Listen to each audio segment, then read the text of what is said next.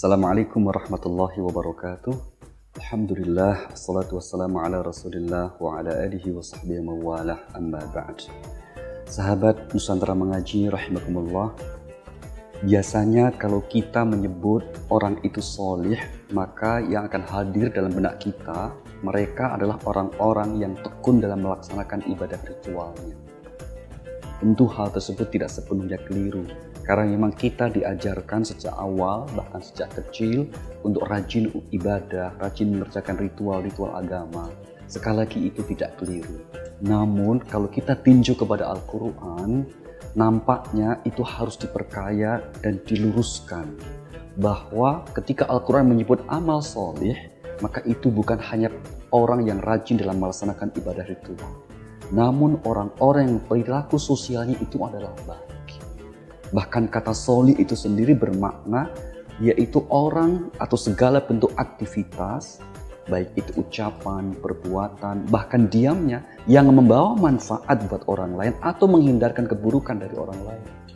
Maka kalau kita rujuk ke Al-Quran misalnya, kita mulai yang pertama, segala kelompok orang yang disebut baik, apakah itu orang yang bertakwa, apakah itu orang yang beriman, maka kriteria yang disebut di Al-Quran mayoritas adalah orang-orang yang perilaku sosial baik. Kita mulai ciri orang yang bertakwa misalnya, seperti yang disebut di surah 3 Ali Imran pada ayat 134.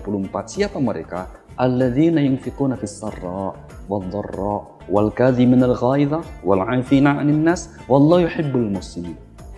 Mereka itu orang yang bersifat takwa. 4 cirinya dikatakan. Siapa? Mereka yang suka bersosial dengan baik, yaitu infak.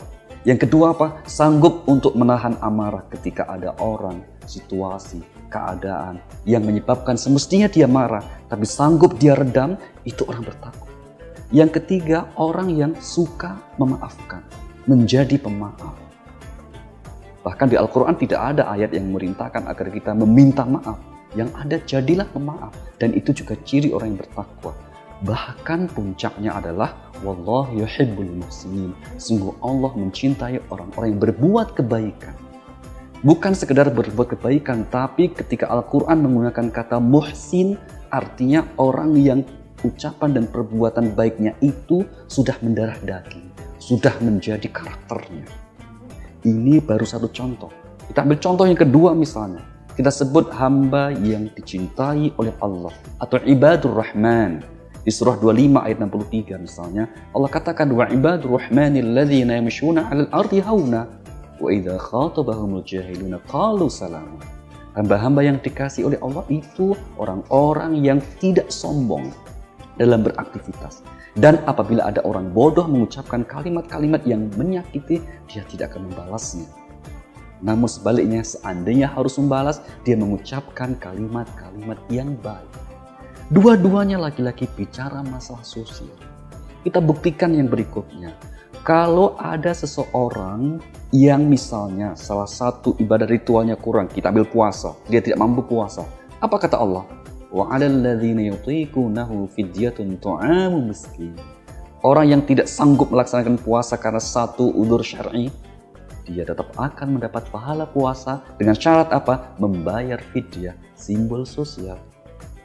Dan kalau kita perhatikan keseluruhan perintah dalam agama untuk ibadah ritual, maka tujuan utamanya adalah bukan untuk ritual itu sendiri, tapi untuk membangun sikap sosial yang baik. Allah mengecam kalau ada orang yang sudah mengerjakan sholat, tetapi perilaku sosialnya buruk. Di surah Al-Ma'un, ayat yang keempat Allah berfirman, "Wawailul lil musallin." Celakalah orang-orang yang mengerjakan sholat. Siapa mereka? Alladzina hum an sholatihim sahun. Yaitu orang-orang yang lalai dari, bukan lalai di dalam, tapi orang yang lalai dari pesan-pesan sholat.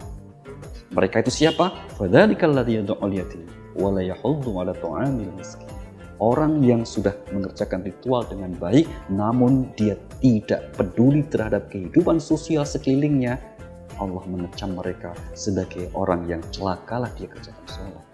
Demikian juga ibadah-ibadah yang lain. Maka kita harus meyakini setiap perintah ibadah pasti memiliki tujuan terbangunnya sebuah sikap sosial yang baik, karakter sosial yang baik. Sehingga ibadah itu sendiri bukan untuk ibadah itu. melainkan untuk sebuah sikap sosial yang baik. Assalamualaikum warahmatullahi wabarakatuh.